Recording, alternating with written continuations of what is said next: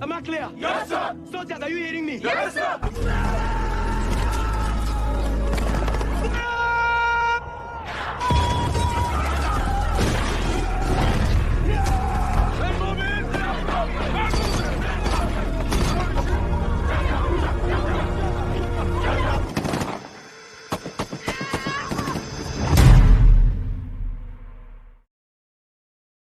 Halo guys, apa kabar? Kali ini kita akan bahas film yang berjudul Beast of No Nation. Film yang dirilis tahun 1995 ini menceritakan kisah seorang anak kecil bernama Agu yang harus rela kehilangan masa kecilnya dan terpaksa harus bergabung bersama kelompok non-militer demi bertahan hidup di tengah konflik yang dialami negaranya. Seperti apa ceritanya guys? Kencangkan sabuk pengaman Anda dan kita ikuti alur ceritanya. Di sebuah negara tanpa nama yang terletak di Afrika Barat, seorang bocah bernama Agu hidup sederhana namun bahagia bersama keluarganya. Listening to us well.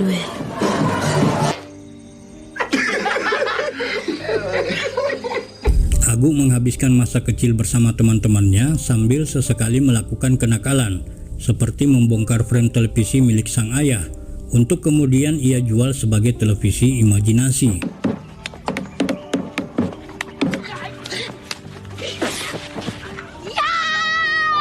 $3,000 too much. 1,500. Hingga suatu saat, perang pun kemudian pecah di desa tersebut. Anak-anak beserta ibu mereka diungsikan, sedangkan para pria dewasa tetap tinggal untuk mempertahankan tanah mereka.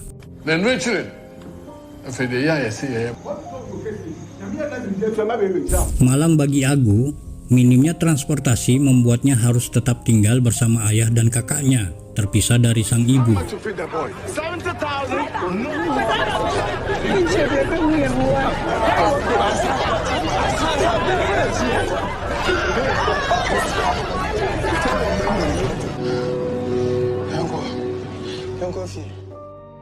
Kisah Agu semakin tragis saat ia harus melihat secara langsung ayah dan kakaknya tewas diborondong peluru.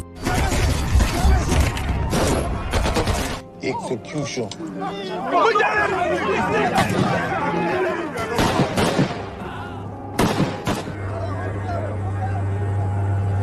Setelah kejadian itu, Agu berlari tak tentu arah hingga tersesat di tengah hutan tanpa memiliki persediaan makan dan minum.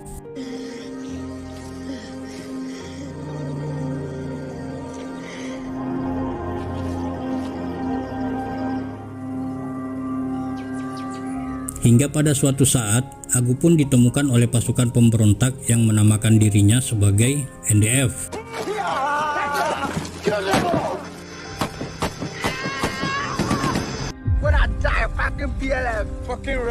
Pasukan tersebut berisikan mereka yang bukan berasal dari pihak militer. Bahkan ada banyak anak kecil seumuran Agu tergabung di sana, membawa senapan dan parang untuk bertempur. Striker, is it you that is bringing this thing? Mereka dipimpin oleh seorang pria yang dipanggil komandan. Komandan yang dikenal keras dan berwibawa terhadap pasukannya. Tidak mempunyai pilihan lain, Agu pun terpaksa bergabung menjadi salah satu pasukan NDF. Very dangerous, you understand? Yes, sir. Kemudian, Agu mulai mengikuti pelatihan perang yang diberikan. Sebelumnya, Agu juga harus melewati beberapa tahap untuk menjadi bagian dari NDF.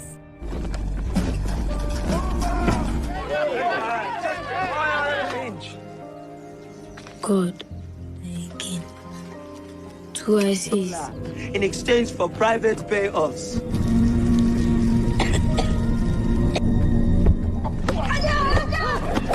Setelah melewati proses, akhirnya Agu pun diresmikan bergabung dengan pasukan NDF.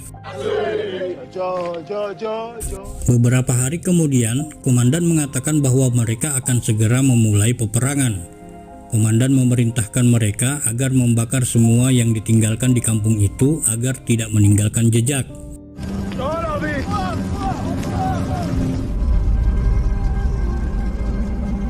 Setelah meninggalkan kampung itu, mereka sedang menyusun rencana penyergapan terhadap semua pasukan lawan yang akan melewati jalan. Semua pasukan NDF terlihat sibuk menempati posisi masing-masing, menunggu pasukan lawan melintasi di jalan. Sementara Agu yang masih baru pertama kali ikut berperang, terlihat masih kebingungan sambil membawa amunisi untuk seluruh pasukan NDF. Ketika pasukan lawan melintas, pertempuran pun terjadi.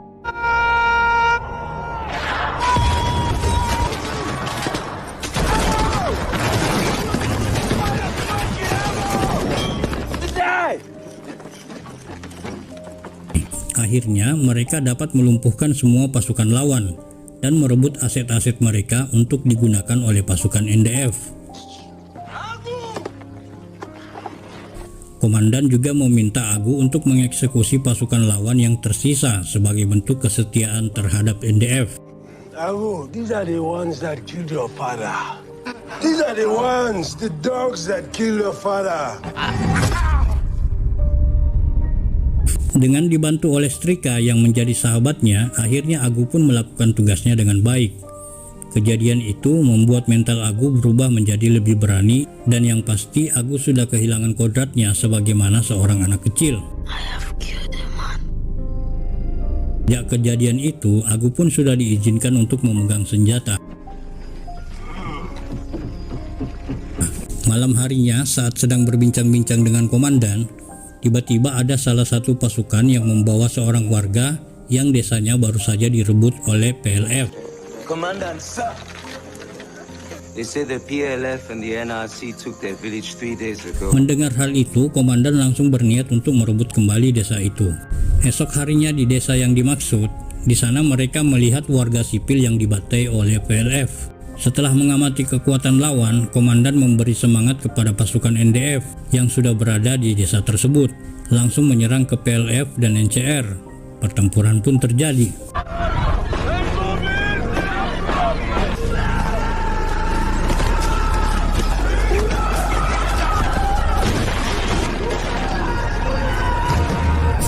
Tidak butuh waktu lama, pasukan NDF pun dapat menguasai kembali desa itu. Malam harinya, Agu dan Strika mendengarkan percakapan komandan dengan Komandan Tinggi Supremo. Yes, sir. Di mana Komandan Tinggi Supremo akan mengangkat komandan menjadi Brigadir Jenderal setelah menjalankan misinya dengan baik.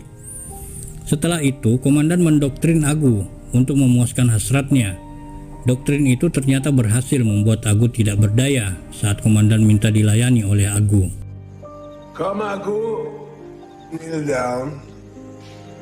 We're doing this thing. Setelah itu, Strika yang melihat Agu keluar dari kamar komandan berusaha menolong Agu yang sedang mengalami depresi sejak melakukan itu. Beberapa pasukan yang lain juga memberi semangat kepada Agu dengan memberikan narkoba untuk Agu agar bisa melupakan kejadian itu. Agu. Beberapa hari setelah itu, Agu terlihat sudah pulih dan pasukan NDF menyerang desa yang dikuasai oleh pemberontak lain.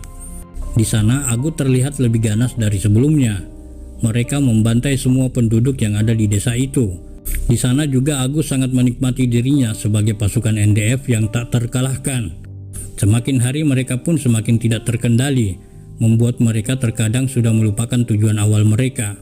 Setelah menguasai beberapa wilayah, akhirnya semua pasukan NDF pun dipanggil oleh Komandan Tinggi Supremo atau biasa dipanggil dengan Good Blood untuk datang ke Taro bergabung dengan pasukan NDF lainnya.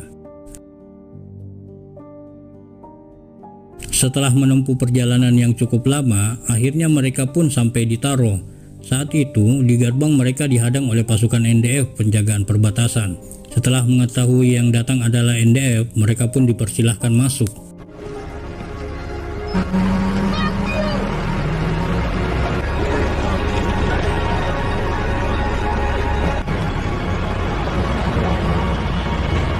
Setelah menunggu lama, akhirnya mereka bertemu dengan Komandan Tinggi Supremo. Ternyata Komandan Tinggi Supremo justru ingin mengangkat Tuaisi yang diangkat menjadi Brigadir Jenderal. For my battalion. I'm giving your battalion to 2IC. Meski sangat kecewa dengan keputusan itu, namun komandan tetap menyembunyikan rasa kekecewaannya di depan Komandan Tinggi Supremo. Setelah berbicara dengan Komandan Tinggi Supremo, semua pasukan diajak ke suatu tempat untuk bersenang-senang seperti yang telah Komandan janjikan kepada mereka. Hurry. Can't you see? Girls for the men, but no more for the lads. Namun saat mereka sedang bersenang-senang, Tuaisi ditemukan tewas di kamar bersama wanita penghibur.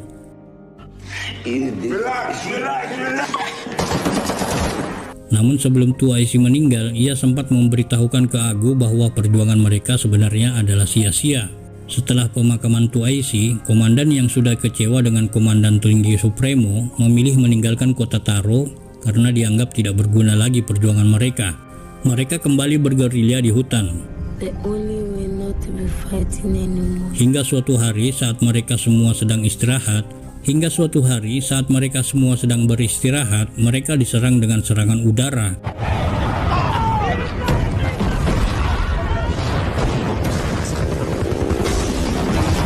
Sejak saat itu, keadaan pasukan NDF semakin hari semakin memburuk. Mereka berjalan tanpa arah yang jelas, sehingga Agu juga harus kehilangan Strika, sahabatnya.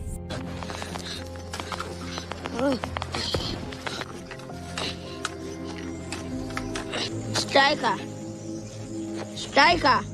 Mereka hidup di hutan yang tidak ada air dan makanan, membuat satu persatu pasukan NDF meninggal. Melihat kesengsaraan itu berlanjut, akhirnya semua pasukan NDF pergi meninggalkan komandan seorang diri karena dianggap sudah tidak mau berbuat apa-apa lagi. You're leaving, sir.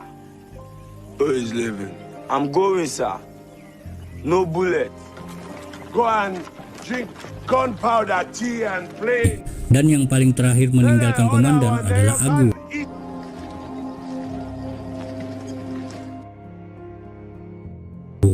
Di akhir film, kita diperlihatkan semua pasukan NDF menyerahkan diri kepada pasukan PBB untuk mendapatkan kehidupan yang lebih baik.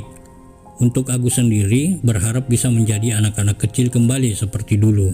Dan film pun berakhir. I just want to be happy in this life.